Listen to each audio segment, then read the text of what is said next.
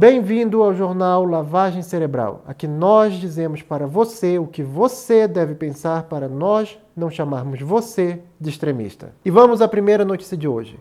Em um discurso na sexta-feira, o ex-presidente, ex-condenado e ex-presidiário, e se nosso plano der certo, ex-ditador do Brasil, Luiz Inácio Lula da Silva, declarou que em 1998 ele intercedeu junto ao então presidente da República, Fernando Henrique Cardoso, e ao então ministro da Justiça, Renan Calheiros, para garantir a libertação dos terroristas internacionais envolvidos no sequestro do empresário Abílio Diniz. E tinha 10 brasileiros presos, que foram presos em 89, naquele sequestro do Abílio Diniz.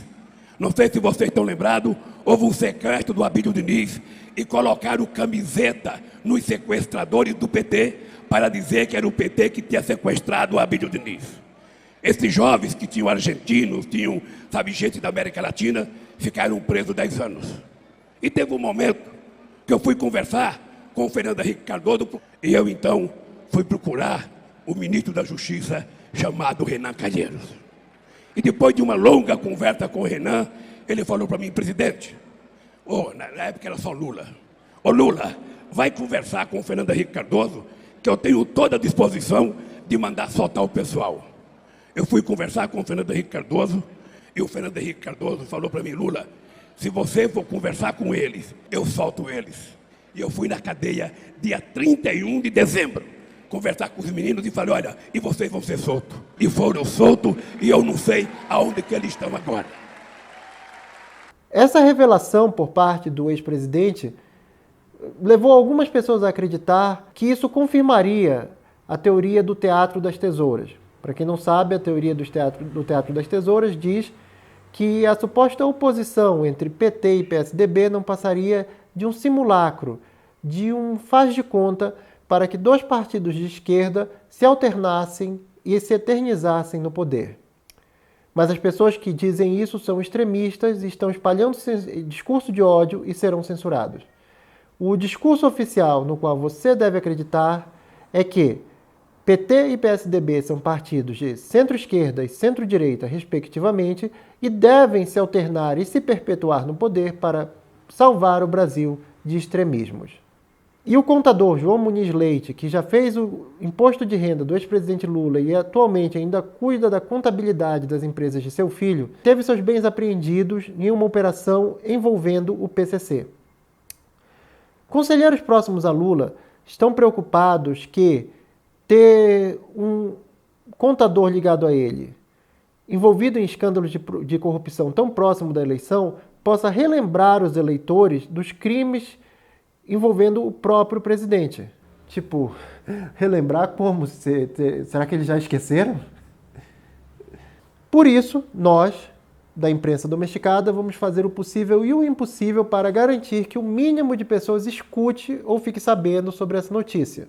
Além, é claro, de deixar mais do que registrado que o presidente Lula não tem absolutamente nada a ver com as atividades do seu ex-contador. É claro que muitas pessoas vão dizer que se fosse o ex-contador de Bolsonaro na mesma situação, nós estaríamos fazendo escândalo, estaríamos fazendo mais barulho do que um esquerdista quando vê uma carteira de trabalho.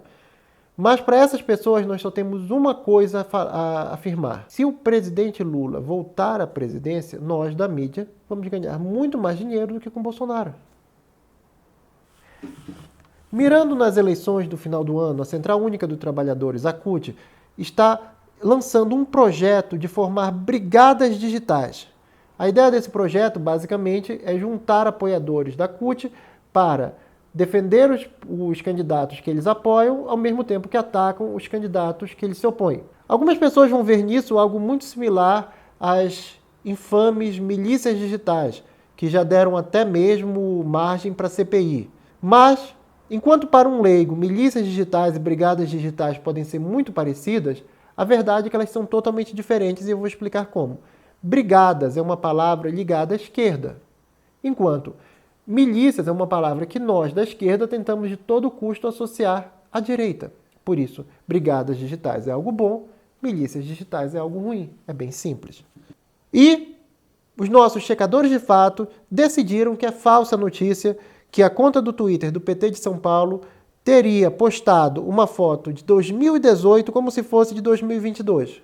Embora essa notícia seja completamente verdadeira e o PT de São Paulo de fato tenha postado fotos de um evento no qual havia comparecimento de grande quantidade de pessoas em apoio a Lula para fazer os seus seguidores acreditarem que Lula tem apoio ainda hoje, é extremamente inconveniente para a nossa narrativa que o candidato que nós decidimos é o mais popular não tenha popularidade.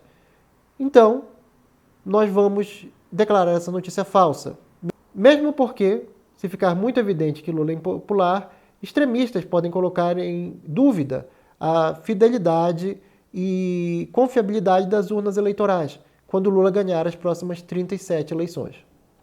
A grande notícia da semana foram assassinados na Amazônia o jornalista britânico Dom Philip e o indigenista Bruno da Funai.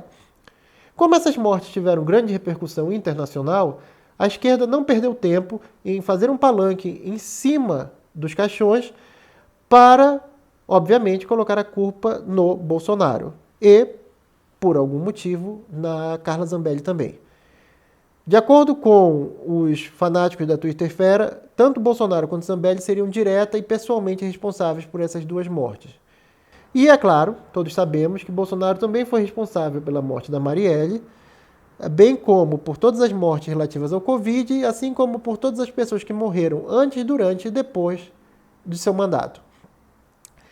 É claro que se você usar um pouco de senso comum, você pode parar e pensar que, do mesmo jeito que nunca se demonstrou nenhuma evidência que Bolsonaro teria algo a ver com as outras mortes que lhe foram imputadas, pode ser que ele não tenha nada a ver com essas duas também. Mas senso comum é supremacia branca, então não faça isso.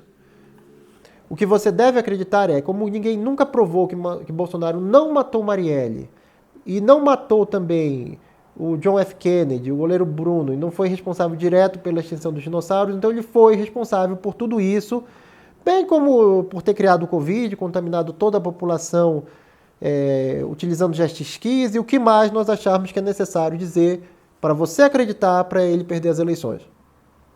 E chegamos ao fim de mais uma edição. Aceite a narrativa.